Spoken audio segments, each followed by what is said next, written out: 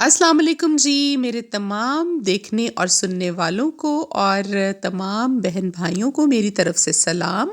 और वेलकम करते हैं जी आपको एक नए व्लॉग में एक नई सुबह के साथ। अल्हम्दुलिल्लाह सुबह का आगाज़ हमारा हो चुका है और हुआ ही है घर के कामकाज के साथ ही। और अभी जो है वो सुबह के तकरीबन 7:30 बजे का टाइम था और मेरी आंख जल्दी खुल गई। हालांकि रोज़ा रखने के बाद मैं थोड़ा देर तक सोती रहती अगर फातिमा की छुट्टी थी, लेकिन रूटीन इस तरह की बन गई है अब उसके स्कूल जाने की वजह से कि छुट्टी वाले दिन भी मेरी आंख जो है वो जल्दी खुल गई और बहुत सारा कोशिश करने के बाद भी मुझे नींद नहीं आई। तो ये वो पड़ी हुई थी जी ड्रायर मशीन जो मैं नई लेकर आई थी कल रात, आपके साथ शेयर किया था मैंने व्लॉग में भी। और वैसे तो हमारी ड्रायर जो पुरानी है वो भी शायद ठीक होकर एक आध दिन में आ जाएगी, लेकिन तब तक जो है वो फिर हमें अपना काम चलाना था तो मैंने नहीं ले ली। और मेरे हस्बैंड जी जा रहे थे अभी देखिए वापस, और खदीजा जो है वो अभी उदास हो गई है, बहुत छोटी है। आपको पता है जो छोटा बच्चा होता है वो ज़्यादा फील करता है। फातिमा अब माशाल्लाह से बड़ी हो गई है, उसको पता है कि बाबा ने अपने काम पर जाना ही जाना है, वो इतना फ़ील नहीं करते। लेकिन खदीजा का मूड जो है वो बहुत परेशान हो गया था। तो फिर अली उसको लेकर अभी दिखा रहा है जी, गली में से कुछ गोट गुज़र रही थी, बकरियां गुज़र रही थी, और लेकिन देखें उसका ध्यान फिर भी उस तरफ ही है जिधर को गाड़ी गई है। और काफ़ी देर तक ये परेशान रही है, हमने बड़ी मुश्किल इसको फिर बातों में लगाया। और अभी जी उठा रहे थे हम बिस्तर वगैरह, और फातिमा भी उठ गई थी अभी सोकर खदीजा के साथ ही। उसकी भी ऐसी अच्छी रूटीन बन गई है कि बेशक छुट्टी भी हो लेकिन वो एक मखसूस टाइम के बाद 8 बजे तक मैक्सिमम उठ जाती है, इससे ज़्यादा नहीं सोती।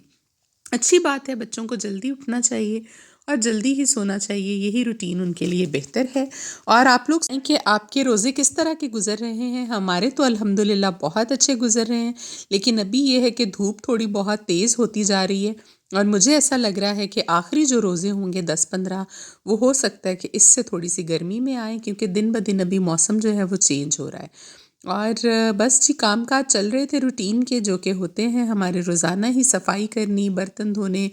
बर्तन तो आजकल इतने नहीं होते क्योंकि घर में बच्चों के अलावा हम सबका रोज़ा होता है, तो दिन में तो कुछ खाना पकाना करना नहीं होता। बस ये है कि फ़ातिमा और ख़दीजा के लिए जो बनता है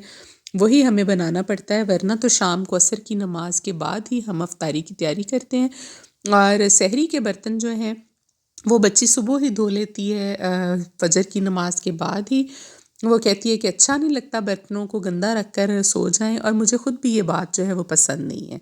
और मैंने अल्हम्दुलिल्लाह जी कुरान पाक जो शुरू किया हुआ था वो मैं साथ साथ पढ़ रही हूँ, और मेरी कोशिश है कि मैं एक आध पारा जो है वो आगे ही चलूँ, क्योंकि क्या पता होता है कभी आपकी तबीयत ठीक नहीं होती, कभी कोई ऐसा ज़रूरी काम आ जाता है। तो इंशाअल्लाह इस रमज़ानुल मुबारक में हमें पूरा कुरान पाक मुझे पूरा करना है। इंशाअल्लाह अल्लाह ताला ने हिम्मत दी, तौफीक दी, तो ज़रूर आप लोग भी कोशिश किया करें कि रमज़ानुल मुबारक में कम से कम आप एक कुरान पाक ख़त्म करें, और आपके प्यारे जो दुनिया से चले गए हैं उनको हमेशा याद रखा करें, उनके इसाले सवाब के लिए उनको सवाब पहुंचाया करें। वो हमारे माँ बाप हों या हमारे बहन भाई हों या अज़ीज़ रिश्तेदार हों, रूहें जो हैं वो कहते हैं कि कब्र में इंतज़ार करती हैं और इसी चीज़ का इंतज़ार करती हैं जो हम उनके लिए अच्छा काम करके, कोई नेकी करके, कोई सदका करके, कोई पढ़ाई करके इस तरह से इसाले सवाब उनको कर दें। और तो किसी चीज़ का सवाब या फिर फ़ायदा उनको नहीं पहुंच सकता, लेकिन आप कोशिश किया करें कि रूटीन में भी पढ़ के उनको बख्शा करें, लेकिन रमज़ानुल मुबारक में तो ख़ास तौर पे आपको ज़रूर पढ़कर उनको बख्शना चाहिए। और अगर आप एक से ज़्यादा पढ़ सकें तो बहुत ही अच्छी बात है, अगर एक से ज़्यादा नहीं पढ़ सकते तो रोज़ का एक पारा तो ज़रूर पढ़ लिया करें। अभी जी मैंने निकाल लिए थे फातिमा और खदीजा के कपड़े। सुबह तो माशाल्लाह खदीजा जो थी वो काफ़ी बेहतर थी, जब उसके बाबा गए हैं उसके बाद आहिस्ता आहिस्ता उसकी तबीयत जो है वो डल होती चली गई, और 3 बजे 4 बजे के करीब जाकर उसको इतना तेज़ टेम्परेचर हो गया कि 102 था। कल रात को मुझे लग रही थी उसकी तबीयत थोड़ी सी ख़राब, लेकिन इतनी नहीं, उसको फ्लू था,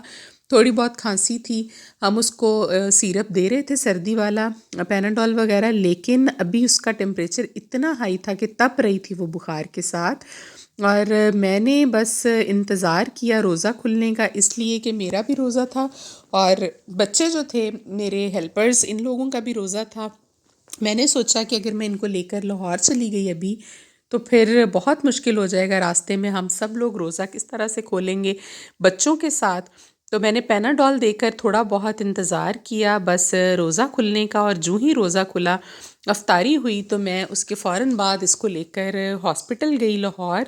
کیونکہ اس کا ڈاکٹر جو ہے وہیں پر بیٹھتا ہے اور اس کو آرام بھی وہیں سے آتا ہے۔ 1 ڈیڑھ ہفتہ پہلے بھی اس کی طبیعت جو ہے وہ خراب ہوئی ہے،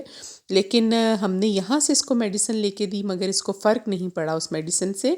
بہت چڑچڑی ہوئی تھی، بس کہہ رہی تھی کہ مجھے ماما کے پاس ہی رہنا ہے،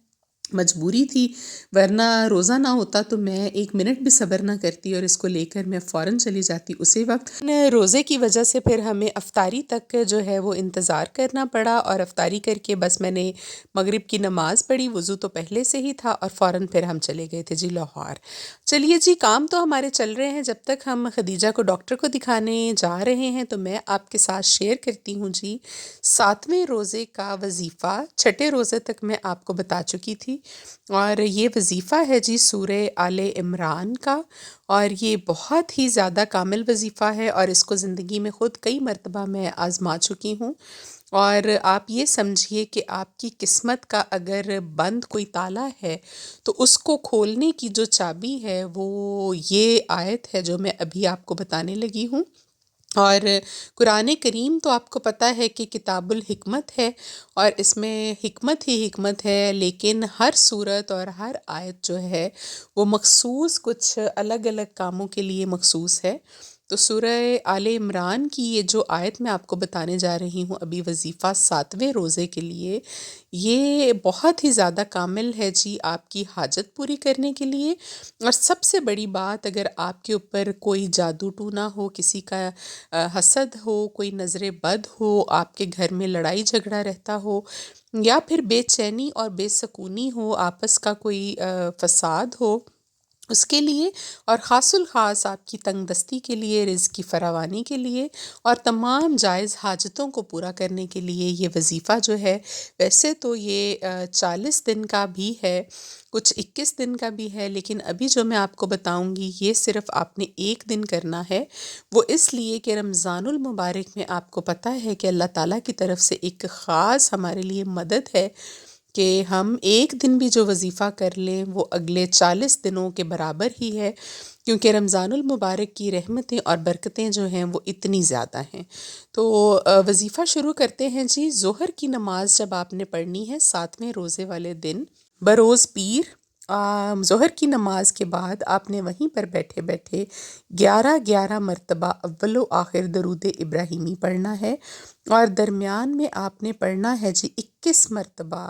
سورہ آل عمران کی آیت نمبر 154، آیت نمبر 154۔ یہ آیت آپ اپنی اسکرین پر بھی دیکھ سکتے ہیں، تھوڑی سی لمبی ہے، لیکن آپ نے قرآن پاک کو کھول کر اپنے پاس رکھ لینا ہے، اور 21 مرتبہ آپ نے اول و آخر 11 مرتبہ درود ابراہیمی، یہ سورہ آل عمران کی آیت نمبر 154، 154 آیت کو 21 مرتبہ درمیان میں پڑھنا ہے، اور آخر میں 11 مرتبہ درود ابراہیمی پڑھنے کے بعد آپ نے اللہ تعالیٰ سے دعا کرنی ہے، جو بھی آپ کی جائز حاجت ہے، نیک حاجت ہے، انشاءاللہ اللہ تعالیٰ اس کو اسی رمضان المبارک میں ہی پورا فرمائیں گے۔ بس یہ ہے کہ آپ کو مانگنے کا طریقہ آنا چاہیے، اور اس سلیقے سے مانگیے اللہ تعالیٰ سے۔ میں ہمیشہ ایک مثال دیتی ہوں، اور وہ یہ کہ جب ہم باہر نکلتے ہیں اور ہم دیکھتے ہیں کہ ہمیں کوئی فقیر ملتا ہے یا کوئی مانگنے والے ملتے ہیں، ہم ان کی بات کو اگنور کرتے ہیں تو وہ کتنی منتیں کرتے ہیں ہماری، کتنے واسطے دیتے ہیں کہ ہمیں مجبوراً کچھ نہ کچھ نکال کر پرس میں سے اس کو دینا ہی پڑتا ہے، اس کی ان منتوں اور واسطوں کے بعد۔ تو یہ بات آپ یاد رکھیے کہ جب آپ اللہ تعالیٰ سے اتنی منتیں کرتے ہیں، اتنے واسطے ڈالتے ہیں، اتنی مرتبہ مانگتے ہیں، اور رو رو کر گڑ گڑا کر اپنی مجبوری بیان کرتے ہیں اور بتاتے ہیں، تو اللہ تعالیٰ تو غفور الرحیم ہیں، ہمارے گناہوں کو معاف کرنے والے ہیں اور بخشنے والے ہیں، اور سب سے بڑی ذات ہے اللہ تعالیٰ کی۔ تو وہ پھر کیسے ہمیں خالی ہاتھ لوٹائیں گے؟ صرف ہمیں خود ہی مانگنے کا طریقہ نہیں آتا، اور نبی پاک صلی اللہ علیہ وآلہ وسلم نے فرمایا، ان کی ایک حدیث مبارکہ ہے کہ اللہ تعالیٰ لاپرواہ دلوں کی فریاد اور دعا کو قبول نہیں کرتے، یعنی کہ جو آپ دعائیں ایسے لاپرواہی میں مانگتے ہیں اور اس میں آپ کا کامل یقین نہیں ہوتا اور مانگنے کا طریقہ نہیں ہوتا اور آپ پورے دل سے وہ دعا نہیں مانگتے، تو اللہ تعالیٰ تو ہر طرح کا علم رکھتا ہے، وہ دلوں کے حال بھی جانتا ہے، وہ نیتوں کو بھی جانتا ہے۔ تو پھر آپ خود ہی دیکھیں کہ جب آپ لاپرواہ دل کے ساتھ اللہ سے دعا مانگیں گے تو اللہ تو ہر بات جاننے والے ہیں، پھر کس طرح سے وہ ہمیں نوازیں گے۔ تو یہ جو ہم شکایت کرتے ہیں کہ جی ہم نے فلاں وظیفہ کیا، ہم نے فلاں دعا بھی کی، فلاں کے بتانے پر کی، ہمارا کام نہیں ہوا، تو اس میں یقیناً ہماری اپنی کمیاں اور کوتاہیاں ہوتی ہیں، جبکہ یہ آیات مبارکہ بھی حقیقت ہیں، سچ ہیں۔ اللہ تعالیٰ کی بتائی ہوئی ہر بات، ہر آیت اور نبی پاک صلی اللہ علیہ وآلہ وسلم کا ہر فرمان وہ بالکل حقیقت پر مبنی ہے اور اس میں کوئی شک اور شبے والی بات جو ہے وہ نہیں ہے۔ تو یہ جو سورہ آل عمران ہے، اس کے تو ویسے ہی بہت زیادہ فوائد بیان کیے گئے ہیں مختلف موقعوں پر آپ صلی اللہ علیہ وآلہ وسلم کی طرف سے، لیکن اس کی یہ جو آیت ہے خصوصی یہ دعاؤں کو قبول کرنے کے لیے، اپنی حاجتوں کو پورا کرنے کے لیے اور نظر بد، حسد اور جادو ٹونا کو ختم کرنے کے لیے، آپ انشاءاللہ پورا سال اس سے محفوظ رہیں گے، ایک دن صرف اگر آپ اس کو پورے صدقے دل سے کرتے ہیں۔ تو ابھی جی ہم لوگ دیکھیے خدیجہ کو دکھانے کے بعد فاطمہ کی ضد پر آ گئے تھے مال، آمنہ مال تھا یہ ماڈل ٹاؤن لنک روڈ پر، جہاں پر فاطمہ کے اسکول کا ٹرپ آیا تھا اور میں نے اس کو نہیں بھیجا۔ اس دن سے یہ ضد کر رہی تھی، تو میں نے وہاں سے میڈیسن خرید کر جو ڈاکٹر نے دی خدیجہ کو، وہیں پر اس کو کھلا دی تھی، اور آدھا گھنٹہ گزر گیا تھا اس بات کو، تو اس کی طبیعت تھوڑی سٹیبل ہوئی تھی۔ جو کھانا ہم اس کا ساتھ لے کر گئے تھے وہ میں نے اس کو راستے میں ہی کھلا دیا تھا۔ تو پھر میں نے سوچا کہ چلے آئے تو ہوئے ہیں، تو فاطمہ کی ناراضگی بھی ہم مول نہیں لے سکتے،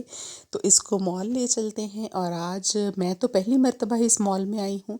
ماڈل ٹاؤن لنک روڈ میں تو بہت پہلے سے آتے ہیں، لیکن یہ مال میں نے پہلے نہیں دیکھا، میرا خیال ہے کہ یہ نیا ہی بنا ہے۔ تو مال سے جلدی اس کو میں نے نکالا کیونکہ ہم اکیلے تھے، واپسی جانا تھا ہمیں، اور پھر صبح سحری بھی کرنی ہوتی ہے جا کر، ابھی عشاء کی نماز پڑھنی تھی، تراویحیں پڑھنی تھیں، اور قرآن پاک بھی پڑھنے والا رہتا تھا۔ تو مال سے نکالا تو ایک بک شاپ اس نے دیکھی، یہ وہاں پر گھس گئی اور اس نے وہاں سے اپنے لیے colouring books, pencils, slime, play do, جو اس کے ہاتھ آیا اس نے ضد کی کہ مجھے لینا ہے۔ تو پھر میں نے یہ سارا سامان اس کو لے کر دیا کہ اس کا موڈ جو ہے وہ خراب نہ ہو۔ وہ سارا سامان خریدنے کے بعد بس جی ہم لوگ آ گئے تھے واپس، اور کھانے کو تو آپ کو پتہ ہے کہ ویسے ہی افطاری کے بعد کچھ دل نہیں چاہتا، اور فاطمہ بھی گھر سے کھانا کھا کر آئی تھی، اس لیے ہم نے کھانے کے لیے وہاں سے کچھ نہیں لیا، صرف اس نے آئس کریم لی تھی وہاں مال سے۔ اور باہر جب میں آئی تو مجھے بہت اچھے لگے، یہاں پر کچھ ہیئر کیچ اور کچھ ہیئر ایسیسریز تھیں، تو میں نے ضرورت کی کچھ چیزیں تھیں وہ یہاں سے پرچیز کی، اور پھر جی ہم لوگ واپس نکل آئے وہاں سے۔ آپ کو پتہ ہے کہ راستہ بھی کوئی 1 ڈیڑھ گھنٹے کا ہے لاہور سے ہمارے ایریا تک کا، اور خدیجہ دیکھیے ابھی دوائی کا اثر تھا کہ وہاں سے نکلتے ہی واپسی یہ سو گئی تھی، اور نڈھال سی تھی دوبارہ سے، بخار جب فل پیک پر جا کر نیچے آتا ہے تو تب بھی وہ بہت تکلیف دیتا ہے، بڑا ہو یا کوئی بچہ ہو، تو یہ تو پھر بھی معصوم سا بچہ ہے۔ تو بس جی ہم لوگ ابھی آ رہے تھے واپس، وہی ٹائم لگا جو ہمیں آنے میں لگا، 1 ڈیڑھ گھنٹہ، اور پھر بھی گھر پہنچتے ہوئے ہمیں 11:45 کا ٹائم تقریباً ہو گیا تھا۔ ابھی چاہوں گی جی آپ سے اجازت، کل ملیں گے انشاءاللہ ایک نئے ولاگ کے ساتھ، ایک نئے وظیفہ کے ساتھ، ایک نئی اچھی بات کے ساتھ، بشرط زندگی۔ اللہ تعالیٰ سب خیریت رکھے، اپنا بہت خیال رکھیے گا۔ اللہ حافظ۔